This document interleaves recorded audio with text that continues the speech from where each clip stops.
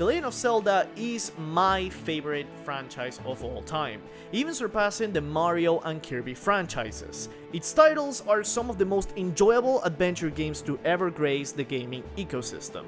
Ever since the original The Legend of Zelda on the NES, this franchise has been able to pull its weight, having bestseller titles in every Nintendo console available, excluding the Virtual Boy.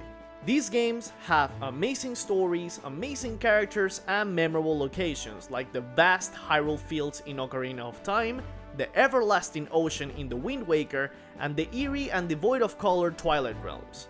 The Legend of Zelda delivers on a memorable experience every single time. When people talk about the most memorable or the best Zelda game, they go over the usual suspects, like Ocarina of Time, Majora's Mask, A Link to the Past, or even Breath of the Wild. And they're not wrong, I think those games are really good.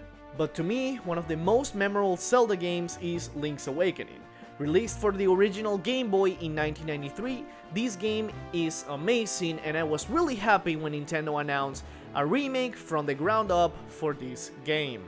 Now that the game's finally here, how good is it? Well, welcome to Catch Up, the series where I play games that I've never played before, games that I've dropped, and games that I really like. Today we will be covering The Legend of Zelda Link's Awakening for the Nintendo Switch. Now, this game is going to appear here in Catch Up instead of the main channel because although it's a new game, this is essentially the same game that was released back in the 90s, which I already played. So I'm going to count this as a revisit instead of a brand new title. Link's Awakening tells the story of how Link shipwrecked on an unknown island on his way to train after the events of A Link to the Past. He is found by a girl named Marin and is informed that he's in Koholint Island. After acquiring your sword, Link is later told by an owl that he must collect the 8 instruments of the sirens in order to awaken the Windfish, the guardian of the island.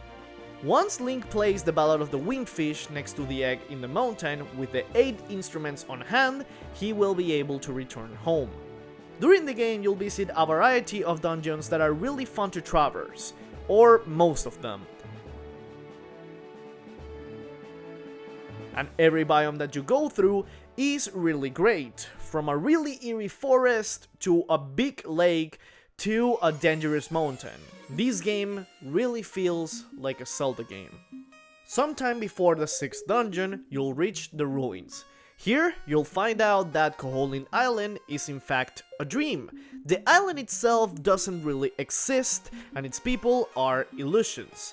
This of course changes the tone of the story because Link needs to leave the island but fears for the life of the inhabitants, especially Marin, whom Link has a deep connection with and you find later in the Tall Mountains, before the Turtle Rock dungeon. You're later told by the owl that she tried singing the Ballad of the Windfish in front of the giant egg in hopes of waking it up without the instruments, meaning that maybe she was aware of the fact that everyone in the island wasn't even real. After collecting every instrument, including a brand new ocarina, Link plays the Ballad of the Windfish with all the instruments in possession, goes inside the giant egg, defeats the nightmare that is afflicting the Windfish, and the island vanishes. Link is later seen floating in the middle of the ocean, thinking of what happened, but sees the Windfish flying in the sky and hears Marin's song, meaning that maybe everyone he met on the island did exist. The game's story and characters are one of my favorite parts of this game. You feel kinda sad for them because to you, the player, everyone has lives. They talk on the phone, they get lost in the mountains, they look for food in the forest, they live. But the truth tells you that all of that is an illusion. During my first playthrough of the original game, I felt really bad for them. The most surprising part of all this is the fact that this game was originally released on a handheld. During the 90s, nobody expected high quality from a portable game, and nobody expected those same games to have an in-depth story. This game proved that portable games could have amazing stories and memorable characters. And this might be my own opinion, but I feel like Link's Awakening might have inspired other developers to create games for handhelds, like Camelot with Golden Sun. Now that we know the story and everything this game means to the world, what about the gameplay experience? The game is a classic top-down Zelda game, similar to previous games like A Link to the Past, The Minish Cap, and A Link Between Worlds. You chop enemies, some that look really similar to the ones found in Mario games, explore dungeons, and use items to get through puzzles and to move around in the world. When it comes to the gameplay, this game is your standard Zelda affair. But what makes it different from the original Link's Awakening is the quality of life changes to this new version. The most evident change is the implementation of empty bottles, which are used to capture fairies that replenish 8 hearts when freed. And there are items that are permanently equipped to Link, like the bracelets, the Pegasus boots, and the Sora flippers. This in turn makes the experience faster, allowing the player to spend more time in the game and less time going through menus. Link's Awakening is well known for its minigames, so I'm pleased to say that all of them are back and are somewhat fun. When it comes to the Rapids Race and the Train the Game, these are fun distractions from the main game, and allow you to collect some miscellaneous items like heart pieces, seashells, and special decorative figurines that resemble classic Mario enemies, or get money. But the fishing game, however, is just obnoxious.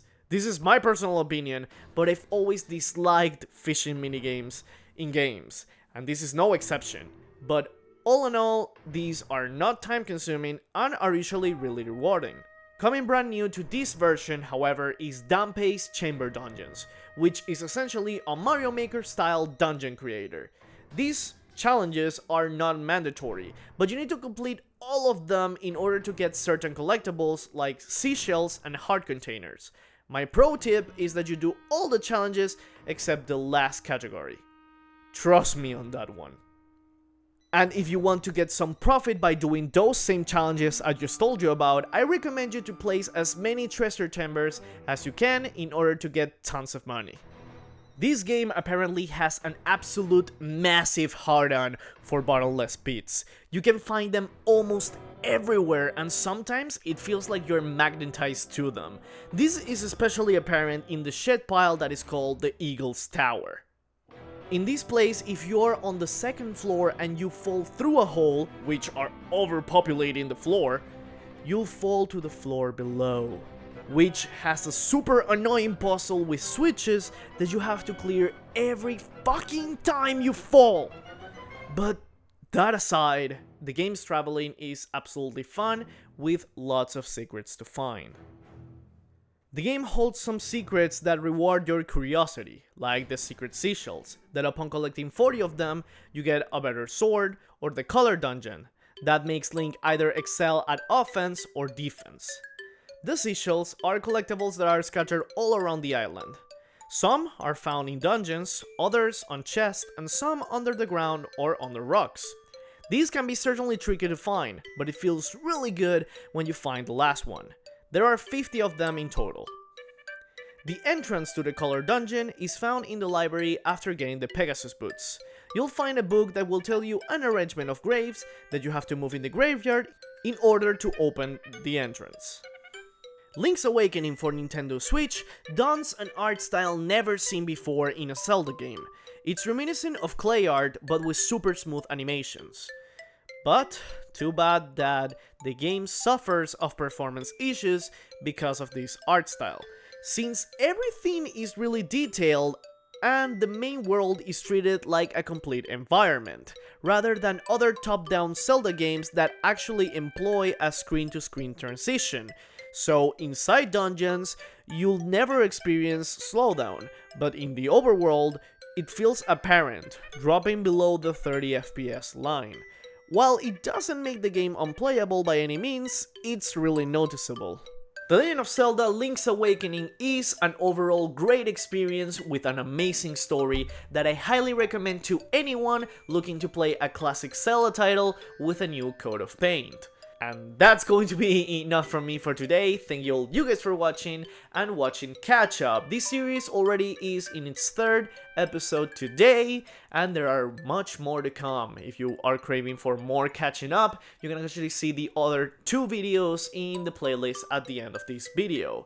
If you like the video, please hit the like button. If you want to follow more of my content and watch more of my videos, consider subscribing. If you want to follow me on social media, all my links are in the description below.